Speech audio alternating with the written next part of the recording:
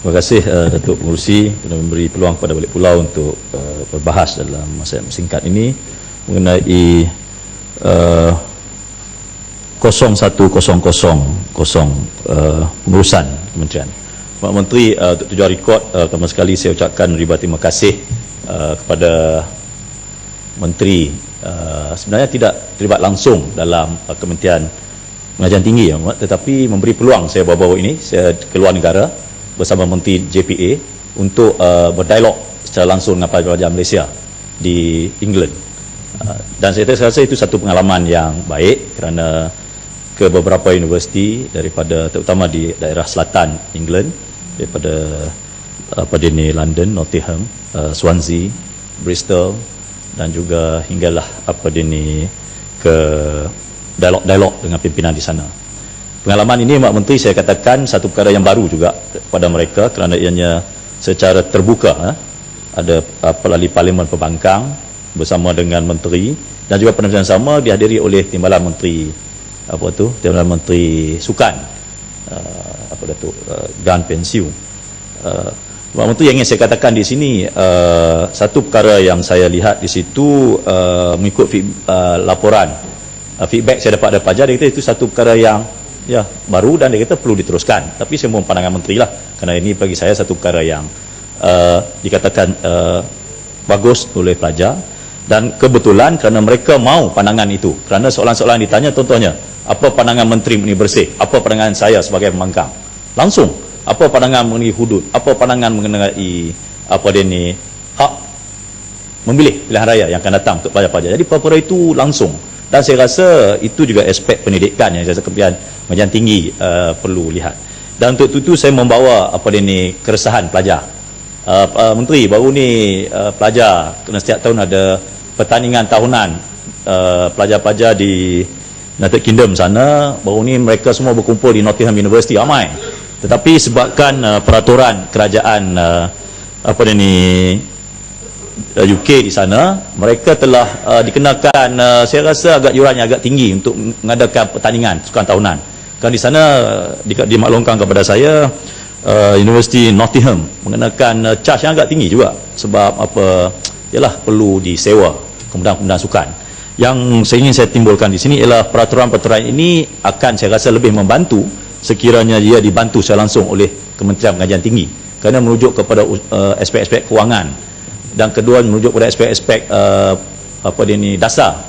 Contohnya macam peniaga-peniaga, tahun ni pelajar nak peniaga susah sebab dikenakan insurans untuk penjaja-penjaja ataupun yang membuka kedai. Yang Mak Menteri ingin saya katakan di sini, Mak Menteri, aspek yang pelajar tunjukkan yang saya rasa perlu digalakkan ialah aspek keusahawanan yang diterapkan. Ada pelajar boleh buat nasi lemak untuk 1,000 orang lebih makan. Saya rasa itu satu perkara yang hebat. Mungkin pasal salak tak tahu tadi, dia kata pelajar tak boleh buat nasi lemak. Saya tadi boleh buat even di England. Tapi yang penting kita perlu permudahkan. Kerana Mak Menteri, saya rasa aspek yang seterusnya yang ingin saya tekankan ialah aspek pertama sekali, saya difahamkan bahawa kerajaan di dalam merangka dasar pendidikan telah menggunakan khidmat para konsultan. Mak Menteri, saya mohon Mak Menteri menjelaskanlah di Dewan ini. Pertama, kenapa perlu guna pakar-pakar konsultan, terutama konsultan luar ni, terutama management konsultan ini? Kerana saya faham mereka ini mahal, dan saya faham juga tak banyak pun yang banyak kepakaran di dalam pendidikan ni. Mereka ni lebih pada aspek-aspek korporat, tapi kalau ada mungkin perlu dijelaskan pada Dewan. Yang kedua, Mak Menteri, saya bertanya di mana peranan institusi khusus ni? Saya fahamkan ada majlis profesor, majlis pelbagai, dan saya rasa dari segi aspek bahasa dan sebagainya, kita ada institusi berkanun, Dewan Bahasa, malah kita pun ada kita panggil sasawan negara kalau isu kebudayaan, kalau isu bahasa. Tetapi sejauh mana mereka ini diguna pakai, dimanfaatkan? Kerana saya bimbang macam dikatakan oleh Pasal Salak tadi, bunyi hebat, perbelanjaan tinggi, mahal, tetapi manfaatnya saya rasa tidak semana, ataupun mungkin manfaatnya boleh dioptimalkan dengan perbelanjaan yang lebih murah. Seterusnya, Mak Menteri, atas tujuan itu Mak Menteri, saya ingin cadangkan satu pendekatan yang telah dibuat dan telah berhasil dan berjaya, dan sehingga akan mengangkat nama universiti tersebut sehingga satu universiti yang sebenarnya bukan Ivy League pun, Mak Menteri, tetapi sekarang ni setaraf hebat macam Ivy League, ya. Pendekatan itu telah digunakan pada sekitar lebih kurang Oktober 1993 oleh seorang yang berlatar belakangkan hanya profesor undang-undang, tetapi diangkat sebagai presiden universiti, sekarang ni presiden emeritus, Profesor Gerhard Casper di Stanford University Stanford. Pada tahun 1993, apa yang dia buat selepas beliau diangkat menjadi presiden, beliau mewujudkan apa dipanggil sebagai dengan izin Commission on Undergraduate Education, iaitu satu suruhanjaya untuk mengkaji mengenai pendidikan pendidikan undergraduate ini. Kerana ini penting, Mak Menteri, kerana sehebat-hebat universiti tersebut pun dilaporkan semenjak tahun 1968 proses tersebut tidak pernah dibuat, dan beliau melakukan selepas ianya lama tidak dibuat. Dan yang menarik juga, Mak Menteri, yang ingin saya katakan, berbeza dengan pendekatan yang menggunakan konsultan luar ini, beliau dilaporkan menggunakan dengan izin 14 faculty members di dalaman, 2 students dalaman, 2 alumni dalaman, dan the vice provost lah. Dan kebetulan ketika itu dilantiknya Condoleezza Rice sebagai vice provost. Yang ingin saya menarik perhatian, Mak Menteri, pada pandangan saya, untuk keperluan suatu institusi itu, saya rasa orang dalam lebih tahu, terutama mereka-mereka yang telah bertugas dengan lama. Pertama, itu saya rasa Menteri tolong jelaskan. Pendekatan saya nampak berbeza dan belanjanya tinggi, dan saya rasa kurang efektif.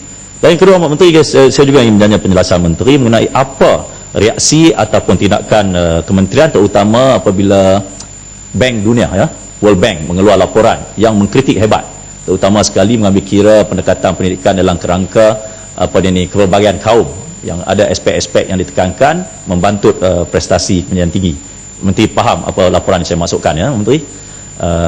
Kedua, Mak Menteri, saya ingin mengatakan juga di sini ialah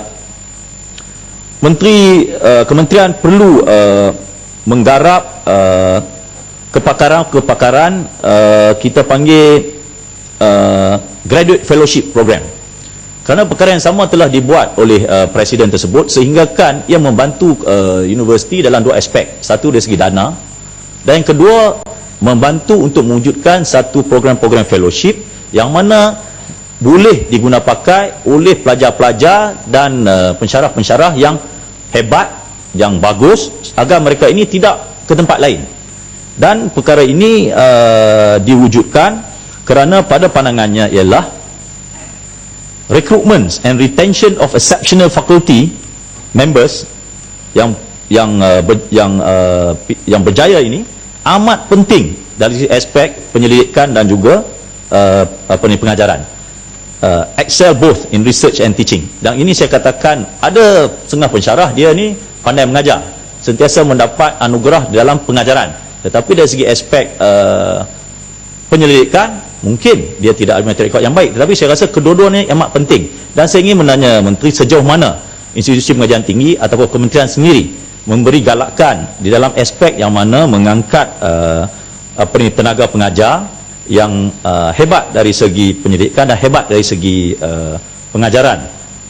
Sebenarnya, Mak Menteri, ini akan sekali lagi menyumbang ke arah pembentukan yang Menteri pemaklum, iaitu dipanggil sebagai research grant dan juga junior faculty, untuk mereka-mereka yang punya potensi, mungkin punya CGPA yang tinggi dan sebagainya, melihat bahawa profession pendidikan ataupun profession sebagai pensyarah ini satu perkara yang hebat. Dan saya kata perkara hebat ini mungkin boleh berlaku dalam 2 aspek. Mungkin dari segi gaji yang sehebat mungkin. Yang kedua, mungkin dari segi kondisi penyelidikan tersebut sentiasa punya sistem, skim galakkan, research grant dan sebagainya yang menggalakkan. Saya rasa itu perlu, kerana graduate fellowship program ini telah berjaya membentuk keadaan sebegitu di universiti yang saya katakan tadi. Dan yang seterusnya, apa yang ditunjukkan di dalam laporan Suruhanjaya tersebut ialah, Mak Menteri, dia mengurangkan birokrasi sehingga kan terbentuknya satu jawatan yang kecil, satu birokrasi pendidikan. Ialah kita sini macam-macam, ada Senate, ada macam-macam, yang sehingga kan kadangnya benda itu tidak menyumbang ke arah pendidikan pun, dia banyak menyumbang ke arah pembelanjaan pengurusan, yang mana saya rasa pendidikan di sini ialah yang paling penting mengenai minda, hati dan juga tangan. Yang maksud saya pendidikan hari ini sehinggakan kita melihat disconnect between brain, heart and hand, sehingga kan nak buat benda tertentu tak boleh, perlukan infrastruktur yang mahal dan sebagainya. Dan saya rasa birokrasi, saya rasa satu aspek yang menteri mungkin boleh jelaskan, adakah birokrasi yang ada sekarang ni membantu terhadap apa dia ni kecemerlangan institusi, ataupun sebenarnya kita perlu kurangkan kerana ialah pembelanjaannya tinggi.